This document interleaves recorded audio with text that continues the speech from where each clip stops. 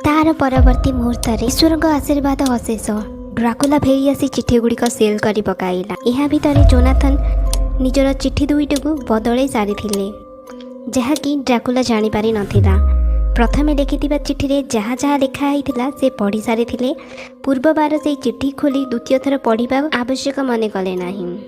एक दीर्घश्वास त्याग करी ईश्वर को जोनाथन धन्यवाद जणाइले। चिठी गुड़िकर ठिकाना एपरी थिला। प्रथम चिठी Samuel F Willington number 7 the ट्रिसेंट व्हाइट बाय। द्वितीयटी थिला हेयर लेफ्टिनेंट वर्डना। तृतीयटी थिला काटस एंड को। चतुर्थटी थिला हॉरेन क्लोपस्टॉक एवं पंचमटी ब्लेरुथ बैंकरस। सबु चिठी गुड़िक एकत्र करी टेबुल उपर उठाई नहीं ड्राकुला एवं कोठरी भीतर को बाहरी जावा पूर्व से कहले, मोर विश्वास तुम्हें मते क्षमा देव। आज संध्यारे मोर अनेक काम अच्छी जहाँ तुमर आवश्यक सामग्री ताहा तुम्हें मोर अनुपस्थिति रे एही ठारे पाई परिबो। ता सहित से स्पष्ट वाक्य रे तांको जणाई देले जे मु चली जावा परे निज शयन कक्ष छाड़ी अन्यत्र आदौ घूराघूरी करने को चेष्टा करिबो नाही। एही दुर्गटी खूब पुराना भयंकर स्मृति मान एठारे लुकायित भाव में दुर्ग भितर अच्छी एवं अनेक दुस्वप्न शोइबा समय मस्तिष्क को मध्य तुमर विभ्रांत करिपारिबो।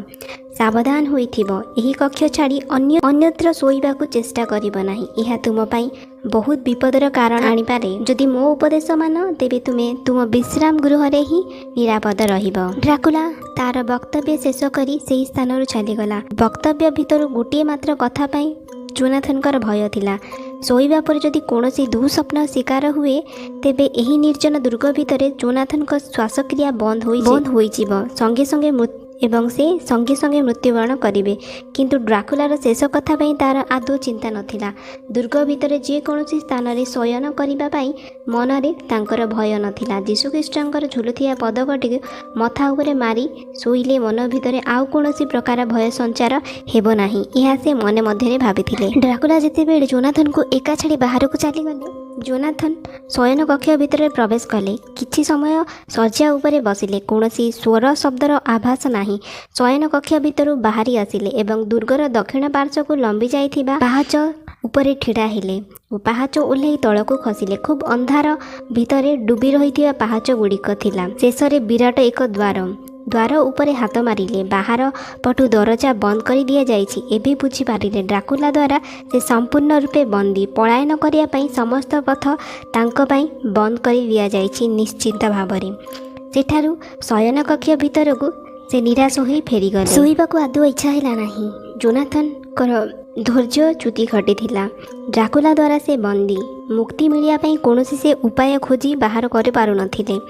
श्वासरुद्ध हेला परी तांका मन हेउथिला। कोठरीर झरका गुड़िक खोलीदेले। बाहर ज्योत्स्ना भरा रजनी दूर पर्वतमाला चंद्र आलोक विमंडित होई प्रकृतिर राणी सौंदर्यर पसरा मेले देइथिला। सामान्य आनंद से अनुभव करथिले। जोनाथन बसिथिबा कोठरीर पूर्व पार्श्व को ड्राकुलार शयन कक्ष। हठात ठक ठक शब्द रे जोनाथन चमकी फुटिथिले। ड्राकुला शयन कक्ष झरका खोलिबार शब्द। कौतूहल होई झरका देई मुंड गलाई से दिग को लक्ष्य कले। कौन मु देखिबाकू पाउछि सत? काउंट ड्राकुला झरका दे बाहर को जाउछि। जोनाथन तार मुह देखि पारि नथिले। केवल गोटे पार्श्व पछपट देखि से चिन्हि पारिले से ड्राकुला व्यतीत अन्य केही नुहे। ड्राकुलार समस्त शरीर झरका दे बाहर को आसिला बेले को झरका ठारू भूमिर दूरत्व 200 फुट कम हेब नाही। ड्राकुला समस्त शरीर बाहरी आसिबा परे धीरे धीरे देवाल ऊपर ओह्लाउछि। प्रथमे जोनाथन को चक्षु दुईटी विश्वास करि पारिला नाही। जोनाथन भाविले चंद्र आलोकर प्रतिफलन जोगु एपरी छाया सृष्टि होउछे जाद्वारा एहीपरी भ्रम सृष्टि होउछे। समतल रास्ता उपरे मनीष चलिला परी ड्राकुला जेतेबेले साधारण गति रे कांथ उपरे चलिला चंद्र आलोकरे तार मुह देखि पारिले जोनाथन। भगवानंकर सृष्टि रे एक ही प्रकार आत्मा से बुझी पारिले नाही। मने तांको मनरे भय जात हेला। रुद्र स्पंदन किछि समय पई बंद मध्य होई जाइथिला। मनुष्य केबे चिक्कण कांथ उपरे साधारण भावे यात्रा करि पारे नाही। यह से मन मध्यरे भाविबाकू लागिले। तार परवर्ती समय मे 15 तारिख परे परे बहुबार ड्राकुला कांथ उपरे झिटिपिटी भली आतजात करिवार से देखियाकू पाइथिले। कांथ उपरे यात्रा करी केउ एक बातायन बा गर्त अंतराल रे अदृश्य होई जाए। ଯେତେବେଳେ ଡ୍ରାକୁଲା ଦିୱାଲର ନିମ୍ନ ଦେଶକୁ ଆଗୋଇ ଯାଇ ଅନ୍ଧକାର ଭିତରେ ଅଦୃଶ୍ୟ ହୋଇଗଲା, ମନ ମଧ୍ୟରେ ଜୋନାଥନଙ୍କର ଅନେକ ଭାବନା ଆସିଲା। ଡ୍ରାକୁଲା ବର୍ତ୍ତମାନ ଦୁର୍ଗ ପରିତ୍ୟାଗ କରି ବାହାରକୁ ଚାଲିଯାଇଛି। ଏହା ହେଉଛି ଜୋନାଥନଙ୍କ ପାଇଁ ସୁବର୍ଣ୍ଣ ସୁଯୋଗ। ସେ କୋଠରୀ ଭିତରୁ ଫେରି ଆସି ଲ୍ୟାମ୍ପ ଚଳାଇଲେ ଏବଂ ଭିତରେ ଘୁରି ଘୁରି ଅନେକ ଦ୍ୱାର ପରୀକ୍ଷା କରିବାରେ ଲାଗିଲେ। ଏହାର ଉଦ୍ଦେଶ୍ୟ ଥିଲା ଯେ ଡ୍ରାକୁଲା ଅନ୍ୟ କୋଠରୀମାନଙ୍କରେ ପ୍ରବେଶ କରିବାକୁ କାହିଁକି ବାରଣ କରୁଥିଲା। ଅଧିକାଂଶ ଦ୍ୱାର ଉପରେ ତାଲା ଝୁଲୁଛି। ପାହାଚ ଶ୍ରେଣୀଗୁଡ଼ିକ ଅତିକ୍ରମ କରି ହଲ୍ ମଧ୍ୟରେ ପ୍ରବେଶ କଲେ ଜୋନାଥନ, ଯେଉଁ ହଲ୍କୁ ମୁଖ୍ୟ ଦରଜା ସଂଲଗ୍ନ କରି ରହିଛି। ପ୍ରଥମେ ସେହି ଦ୍ୱାର ଦେଇ ଭିତରକୁ ପ୍ରବେଶ କଲେ। ହଲ୍ ଭିତରକୁ ବିଭିନ୍ନ ଦିଗରୁ ରାସ୍ତା ଆସି ମିଳିତ ହୋଇଥିଲା। ଗୋଟିଏ ରାସ୍ତାର ଦରଜା ଆଗରେ ଠିଆ ହେଲେ ଜୋନାଥନ। ଦରଜା ଉପରେ ତାଲା ଝୁଲୁନାହିଁ। ବାହାର ପଟ ଦରଜା ଉପରେ ଏକ ଚାପ ଦେଲେ। ଶବ୍ଦେ ଦରଜାଟି ଖୋଲିଗଲା। ଭିତର ଧୂଳିମଳି ପୂର୍ଣ୍ଣ। ବହୁଦିନରୁ ବ୍ୟବହାର ଅଭାବରେ ଭିତର ଅବସ୍ଥା ଏପରି ହୋଇଯାଇଛି। କୋଠରୀ ସଂଲଗ୍ନ ଆହୁରି ଏକ କୋଠରୀ ଅଛି। ଦରଜା ଉପରେ ପୂର୍ବ ଭଳି ସେ ଚାପ ଦେଲେ। ଏହା ଏକ ବାଲକୋନି ଉପରକୁ ରାସ୍ତା। ବାଲକୋନି ଉପରେ ଉଜ୍ଜ୍ୱଳ ଚନ୍ଦ୍ର ଆଲୋକ ବିଛୁରିତ ପଡ଼ିଛି। ବାଲକୋନି ଉପରେ ଠିଆ ହେବା ମାତ୍ରେ ବାହାର ମୁକ୍ତ ପବନ ସେ ପାଇଥିଲେ। ପାରାଫିଟକୁ ଧରି ବାହାରକୁ ଲକ୍ଷ୍ୟ କଲେ। ବର୍ତ୍ତମାନ ଜୋନାଥନ ଦୁର୍ଗର ପୂର୍ବ ଉତ୍ତର କୋଣରେ ଆସି ପହଞ୍ଚିଥିଲେ। ବାଲକୋନିର କେଇ ଫୁଟ ତଳେ ପ୍ରସ୍ତର ଚଟାଣର କାନ୍ଥ କେତେ ଶହ ଫୁଟ ନିମ୍ନକୁ ଖସିଯାଇ ବିରାଟ ବୃକ୍ଷପୂର୍ଣ୍ଣ ଜଙ୍ଗଲରେ ମିଳିତ ହୋଇଛି। ମନେ ହେଲା ଦୁର୍ଗଟି ଏକ ପର୍ବତର ସମତଳ ସ୍ଥାନ ଉପରେ ନିର୍ମାଣ ହୋଇଛି ଏବଂ ଏହା ହେଉଛି ପର୍ବତର ଶେଷ ଅଂଶ। ଯାହା ହେଉ, ବାଲକୋନିର କେଇ ଫୁଟ ମାତ୍ର ତଳେ ପ୍ରସ୍ତର ଚଟାଣ। ବାଲକୋନିରୁ ତଳକୁ ଡେଇଁ ପଡ଼ିଲେ ଖୁବ୍ ବିପଦ। ଦୁଇ ଦେୱାଲକୁ ଲାଗି ଫୁଟେ ବା 2 ଫୁଟ ସମତଳ। ତେଣିକି ପର୍ବତର ଶେଷ ଅଂଶ ଗଡ଼ାଣି ଠିକ୍ ସେହିଭଳି ନିମ୍ନକୁ ଖସିଯାଇଛି। ସେହି ଅଂଶରେ କେହି ପଡ଼ିଗଲେ କେଇ ଶହ ଫୁଟ ତଳକୁ ଖସିଯାଇ ବିରାଟ ପ୍ରସ୍ତର ଶିଳାମାନଙ୍କ ସହିତ ଘର୍ଷଣ ହୋଇ ତାର ଶରୀରଟି ଖଣ୍ଡ ଖଣ୍ଡ ହୋଇଯିବ। ତେଣୁ ସେ ଖୁବ୍ ସାବଧାନ ସହିତ ସମତଳ ଅଂଶ ଉପରକୁ ଓହ୍ଲାଇ ପଡ଼ିଲେ ନିରାପଦ ସହ। ଖଣ୍ଡେ ଲମ୍ବା ରସି ନିହାତି ଆବଶ୍ୟକ, ଯାହାର ସାହାଯ୍ୟ ନେଇ ବାଲକୋନିରୁ ସେ ଓହ୍ଲାଇ ପାରିବେ। ଏହା ଭାବିବା ମାତ୍ରେ ଜୋନାଥନଙ୍କ ମନ ଆନନ୍ଦରେ ଉତ୍ଫୁଲ୍ଲିତ ହୋଇଗଲା ଏବଂ ତାଙ୍କର ଚକ୍ଷୁ ଦୁଇଟି ଉଜ୍ଜ୍ୱଳ ହୋଇ ଉଠିଲା। ଦୁର୍ଗ ଭିତରୁ ମୁକ୍ତି ମିଳିବାର ଏକମାତ୍ର ରାସ୍ତା ଏହି ବାଲକୋନି। ଏହା ଭାବି ସେ ରିଷ୍ଟ ୱାଚକୁ ଲକ୍ଷ୍ୟ କଲେ। ସକାଳ ହେବାକୁ ଆଉ ଅଧିକ ବିଳମ୍ବ ନାହିଁ। ଡ୍ରାକୁଲା ଯଦି ଏହା ଭିତରେ ଫେରି ଆସିବ ତ ସର୍ବନାଶ ହେବ। ଖୁବ୍ ଶୀଘ୍ର ବାଲକୋନି ଉପରୁ ନିଜ ଶୟନ କକ୍ଷକୁ ଫେରି ଆସିବାକୁ ସେ ଚେଷ୍ଟା କଲେ ଏବଂ ନିଜ ଶୟନ କକ୍ଷକୁ ଯାଇ ଈଶ୍ୱରଙ୍କୁ ଅଶେଷ ଧନ୍ୟବାଦ ଜଣାଇଲେ ଡ୍ରାକୁଲା ସେ ପର୍ଯ୍ୟନ୍ତ ଫେରି ନ ଆସିବା ପାଇଁ। ଡ୍ରାକୁଲା ସେ ପର୍ଯ୍ୟନ୍ତ ଫେରି ନଥିଲା। କୋଠରୀ ଭିତରେ ପ୍ରବେଶ କରି ଦ୍ୱାରକୁ ବନ୍ଦ କରିଦେଲେ ଏବଂ ଗତ ଦିନର ଅସମାପ୍ତ ଡାଏରୀକୁ ଶେଷ କରିବା ପାଇଁ ସେ ତତ୍ପର ହୋଇ ଉଠି ପଡ଼ିଲେ। ମେ 16 ତାରିଖ। ଅନେକ ବିଳମ୍ବରେ ଶଯ୍ୟା ତ୍ୟାଗ କଲେ। ଶଯ୍ୟା ଉପରେ ପ୍ରଥମେ ବସିପଡ଼ି ଗତ ରାତିର ଘଟଣାଗୁଡ଼ିକ ମନେ ପକାଇଲେ। ଦ୍ୱାର ଉପରେ କିଏ ଆଘାତ କରୁଛି? କିଏ? ଡ୍ରାକୁଲା ବ୍ୟତୀତ ଦୁର୍ଗ ଭିତରେ ଅନ୍ୟ କିଏ ଥାଇପାରେ? ଦ୍ୱାର ଖୋଲିବାକୁ ସେ ଆଗେଇ ଗଲେ। ଡ୍ରାକୁଲା ଭିତରକୁ ପଶି ଆସିଲା। ତୁମେ କ'ଣ ଗତ ରାତିରେ ଶୋଇନଥିଲ? ଏହା ଶୁଣିବା ପରେ ଜୋନାଥନ ଟିକେ ଚକିତ ହୋଇଥିଲେ ଏବଂ କହିଥିଲେ, ଶୋଇନଥିଲି ମାନେ? ତାହାର ଉତ୍ତରେ ଡ୍ରାକୁଲା କହିଲେ, ଏତେ ବିଳମ୍ବ ହେଲା ଯେ?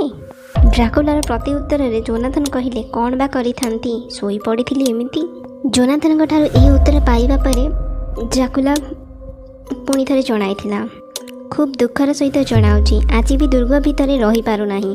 ମୋର ଜଣେ ବନ୍ଧୁଙ୍କ ସହିତ ଲଣ୍ଡନରେ କିଣୁଥିବା ନୂତନ ଇଲାକା ବିଷୟରେ କିଛିଟା ପରାମର୍ଶ ଅଛି।